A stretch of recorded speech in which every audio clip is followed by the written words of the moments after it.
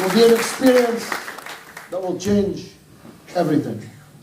I finish where I started. I make no apology for this. Viva Palestina was a respect initiative, and the respect we want to build respect alongside Viva Palestina, and we need your help. We need your membership. We need your votes, because when polling day comes, if we send another group of donkeys down to Westminster, don't expect them to roar like lions when Palestine is attacked. Don't expect them to behave like lions. They'll behave like donkeys, because that's what donkeys do. Thank you very much indeed. Salam alaikum.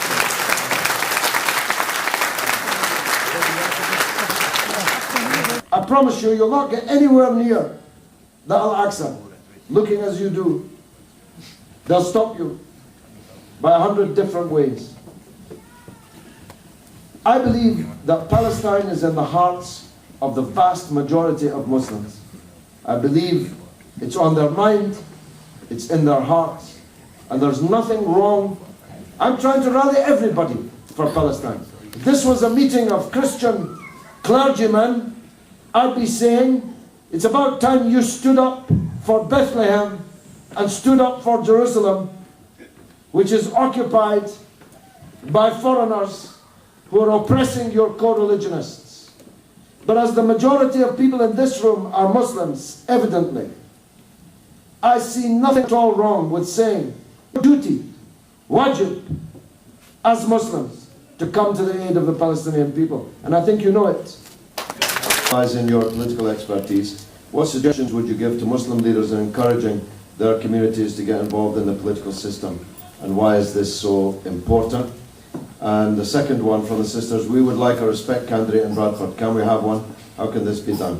What help did you receive in Algeria, and which party do you suggest we vote for in the upcoming elections? I presume there is no respect candidate in Bradford. With your permission, Chairman, I'll go through them.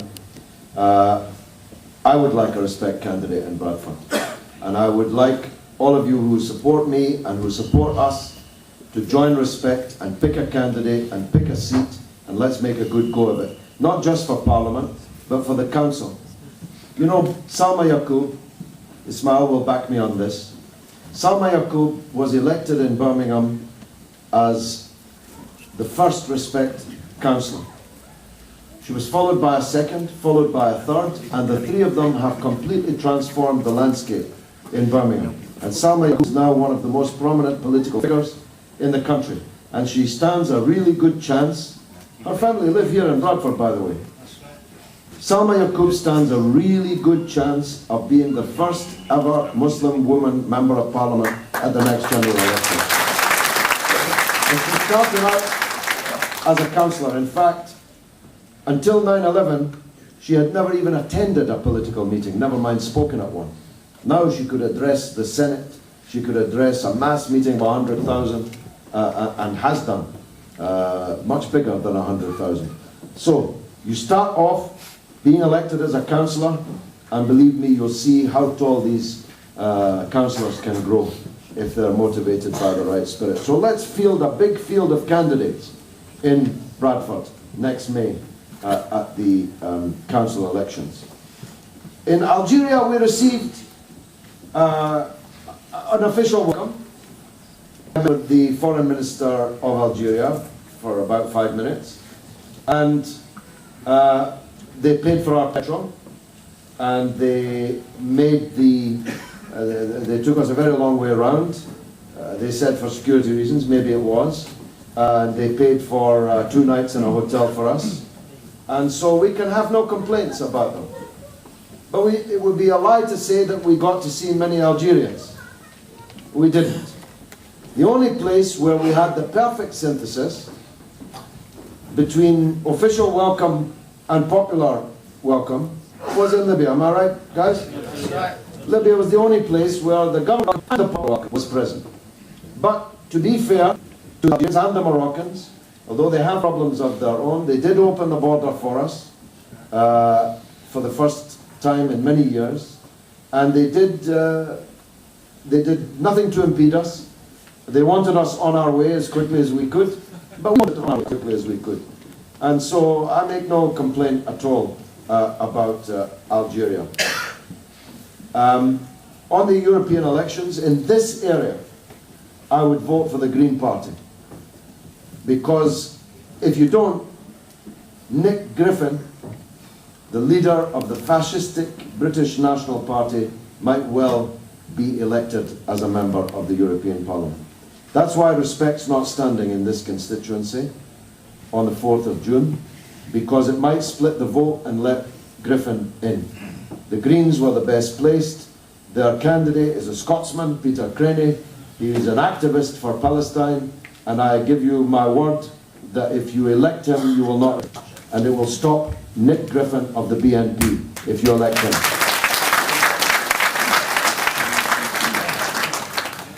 The sisters about the Muslim communities is a really important one. And here, of course, I mean no disrespect to elders whose wisdom, whose experience, and whose efforts in building these communities and all these mosques and centers and so on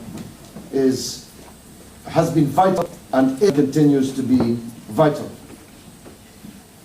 But this Palestine question, I think, has passed to a new generation.